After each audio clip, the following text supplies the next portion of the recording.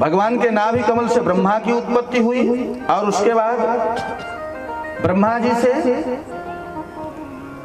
उनके 10 पुत्रों का मानस, जो 10 पुत्र हैं, मरीच, अत्रि, अंगिरा, पुलस्त्य, पुलह, क्रतु, भृगु, वशिष्ठ, दक्ष और नारद, ये 10 पुत्र मानस हैं। पहले मैथुन क्रिया नहीं थी उस समय।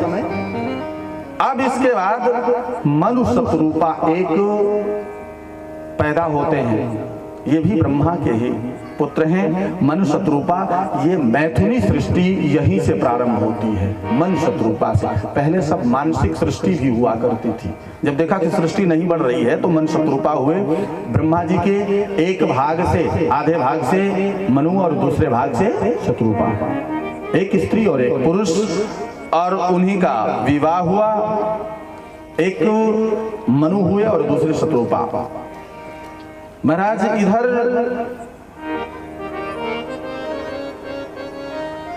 मनु शतरूपा ने बहुत समय तक तपस्या किया।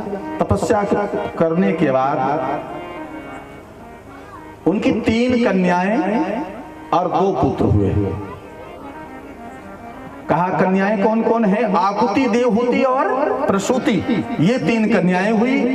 और कहा उनके 2 पुत्र कौन हैं? कहा प्रियव्रत और उत्तानपाद। प्रियव्रत और उत्तानपाद।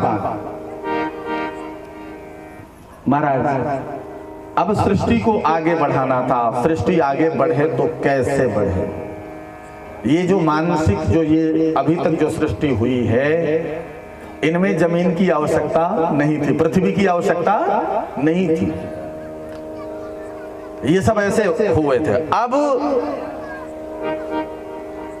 भगवान से प्रार्थना की ब्रह्मा जी, कहा आप सृष्टि का आदेश कर रहे हो, कैसे सृष्टि करें? पृथ्वी तो है नहीं, पृथ्वी को जो है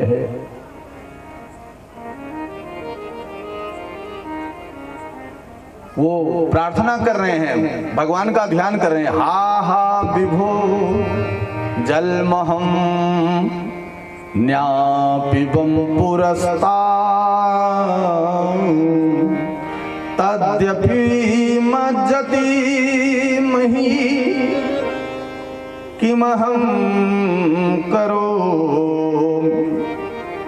कि यह पृथ्वी जल में डूब गई है, मैं सृष्टि कैसे करूं? तो ब्रह्मा जी के नाक से, जैसे उन्होंने ऐसा आवाहन किया, भगवान का ध्यान किया, वैसे ब्रह्मा जी के नासिका से, नाक से भगवान बाराह का जन्म होता है। बोलिए बाराह भगवान की। एक 24 अवतारों में एक अवतार बाराह अवतार है। अंगुष्ठ के बराबर एक बच्चा बाराह का निकला और देखते देखते विशाल आकार में हो गए वो बाराह।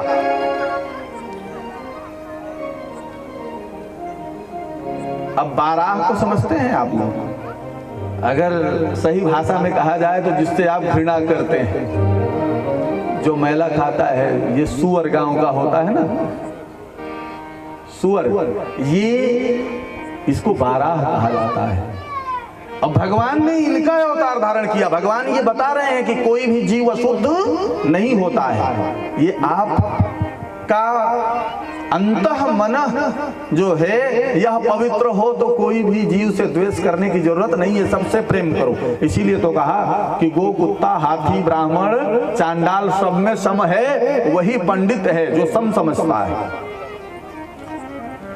यस्या उद्धरणे यत्नो देवदेश्या विधीयताम। करें कि कोई भी जीव अशुद्ध नहीं होता है, और सीधे बिना किसी से पूछे जल में प्रवेश कर गए, और जल में टंकार मारते हुए प्रवेश कर गए। वहां एक दैत्य रहता था, उसका नाम था हिरण्याक्ष। हिरण्याक्ष नाम का एक दैत्य। दैत्य का स्थान कहाँ है भाई? अभी एक दिन की कथा मैंने बताया था ना, पाताल लोक। कहाँ रहता है दैत्य? पाताल लोक में। अतल, सुतल, वितल, जो नीचे वाले लोग हैं, अतल, वितल, सुतल, तलातल, महातल, रसातल और पाताल, महाराज ये पाताल में निवास करते हैं कौन? नाग, राक्षस, किन्नर, ये सब जो है वहां निवास करते हैं, आज भी वहां हैं। इसलिए अब वो समझ गए कि हिरण्याक्ष नाम का राक्षस जो है वह वहां पर बैठा हुआ है। भगवान ने वाराह के रूप में प्रवेश किया और जाकर के हिरण्याक्ष से भिड़ गए, हिरण्याक्ष से युद्ध हुआ। हिरण्याक्ष से युद्ध क्यों हुआ? एक बार नारद जी जो है लीलार्थ उधर जा रहे थे और नारद को देख करके संत से जो है हिरण्याक्ष ने पूछा कि महाराज हमारी हथेली खजुआ रही, दो दो हाथ करना चाहता हूँ, कोई है मेरे समान बलवान? तो नारद जी कहे मैं तो संत ठहरा रहे, मुझसे क्यों ऐसा कह रहा है? अरे साधु कभी लड़ाई के लिए होता है क्या? साधु नहीं होता लड़ाई के लिए, साधु तो मार्ग दिखाता है। बोल तुझे क्या चाहिए? कहा मुझे युद्ध करने वाला कोई समकक्षी बता दो आप। कहा मैं बता दूंगा, वो है नारायण, मैं बहुत जल्दी इशारा करूंगा आपको बताने के लिए। तो वही भगवान बाहर आए हैं, तो नारद जी जाके कहे कि तुम्हारा जोड़ीदार आ गया है, जा कर ले युद्ध, दो दो हाथ। अब वही दो दो हाथ के लिए भगवान पृथ्वी को लेकर के खींचकर चलने लगे। तब तब वहां से वो हिरण्याक्ष नाम का राक्षस जो है वह ऊपर आता है जल में और बड़ा द्वंद्व युद्ध बहुत समय तक होता है। ब्रह्मा जी स्तुति करते हैं, अवधार्य विरंचस्य निर्गलिकामृतं वच प्रहस्य प्रेम गर्भेण तत्पांगेन सोऽस्गृहीत। ब्रह्मा जी भगवान से मधुर वचन बोले, जैसे जैसे रात्रि होगी तैसे तैसे इसका बल बढ़ जाएगा राक्षस का, इसलिए हे प्रभु अब इसका अंत कर दो। भगवान को लगा कि लगता है ब्रह्मा जी को भी संशय हो गया कि मैं इसका वध ही नहीं कर पाऊंगा, इसलिए कि बहुत दिन हो गया युद्ध करते। वो पराजित नहीं होता है और भगवान भी पराजित नहीं हुए, खूब युद्ध हुआ, सैकड़ों दिन युद्ध चलता रहा।